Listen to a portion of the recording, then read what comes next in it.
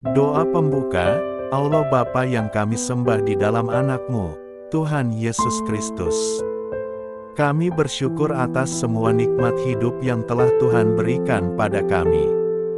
Tuntunlah kami, ya Tuhan, agar terus mensyukuri hidup kami dan senantiasa terhubung padamu. Terlebih, dalam memahami dan menghidupi firman-Mu. Amin. Bapak, Ibu, Saudara yang terkasih dalam Kristus Yesus.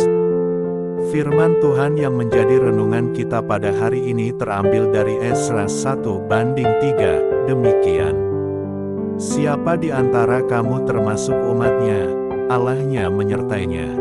Biarlah ia berangkat pulang ke Yerusalem, yang terletak di Yehuda, dan mendirikan rumah Tuhan. Allah Israel, yakni Allah yang diam di Yerusalem. Dalam kehidupan sehari-hari, kita sering berada dalam situasi yang membuat kita merasa kecil, tidak berdaya dan seolah kehilangan arah. Mungkin karena tekanan ekonomi, hubungan keluarga, tuntutan pekerjaan, atau masa depan yang terasa tidak pasti, membuat kita sering berkata dalam hati, "Ya sudah, jalani saja yang hidup ini." Perkataan ini sering memupuskan harapan dan cita-cita kita, sehingga kita berhenti untuk berjuang dan berharap. Terlebih, di zaman ketika kebahagiaan diukur dari siapa yang paling kaya, paling pintar, paling berkuasa dan paling tenar, kita kerap merasa lemah, gagal, bahkan perlahan kehilangan harapan. Kita terbiasa menyesuaikan diri dengan keadaan dan berdamai dengan kenyataan yang sebenarnya tidak kita inginkan. Tanpa sadar, kita sedang hidup dalam pembuangan versi kita sendiri, yang kehilangan harapan dan menuduh bahwa Tuhan telah meninggalkan kita. Firman Tuhan dalam Esra 1:3 ini mengajak kita melihat realitas hidup dari sudut pandang yang berbeda. Umat Israel berada dalam posisi yang lemah, hidup dalam pembuangan, Yerusalem hancur, bait Allah rata dengan tanah, dan masa depan mereka tampak suram. Secara manusiawi, tidak ada lagi alasan bagi mereka untuk berharap, apalagi berbahagia. Namun, justru di situasi itu, firman Tuhan berbunyi, kiranya Allahnya menyertai dia. Biarlah ia pergi ke Yerusalem, sebuah suara pengharapan yang Tuhan nyatakan melalui Kores, raja yang tidak mengenal Tuhan. Perkataan itu menegaskan bahwa sampai ke keadaan yang paling gelap sekalipun, Allah tetap bekerja dan membuka jalan bagi pemulihan umatnya.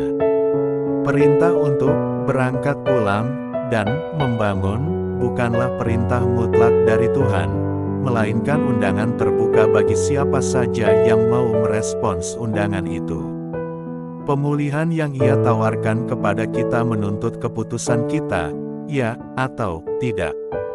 Berkata, ya, berarti berani meninggalkan kehidupan lama dan memulai kembali dari awal di tempat yang baru, meskipun tidak mudah. Sebaliknya, berkata tidak berarti memilih tetap tinggal dalam kehidupan lama dan menolak kesempatan pemulihan yang Tuhan sediakan. Bapak, Ibu, Saudara yang terkasih dalam Kristus Yesus. Firman Tuhan hari ini mengajak kita untuk merenungkan di mana posisi kita saat ini, apakah kita masih terjebak dalam Babel kita masing-masing, ataukah kita berani melangkah menyambut pemulihan yang Tuhan tawarkan? Di tengah hidup yang terasa berat, gelap, dan penuh ketidakpastian, kebahagiaan adalah hal yang mustahil. Tapi firman Tuhan hari ini menguatkan kita, bahwa Dia, Allah yang diam bersama dengan kita sedari dulu tetap menyertai sampai saat ini, bahkan di hari-hari berikutnya.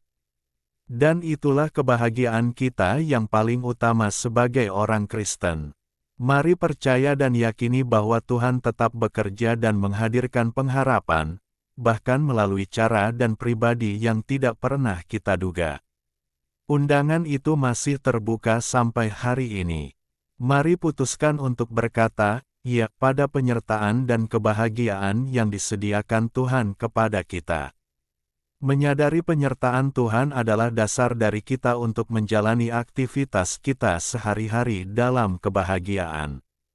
Amin. Doa penutup, kami memuji Engkau ya Allah yang tidak tinggal diam melihat pergumulan hidup kami.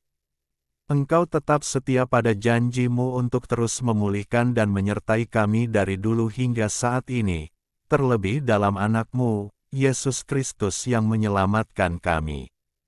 Tolong hidupkan terus hati yang penuh pengharapan dalam diri kami, agar kami berani untuk menjalani kehidupan kami sehari-hari. Amin.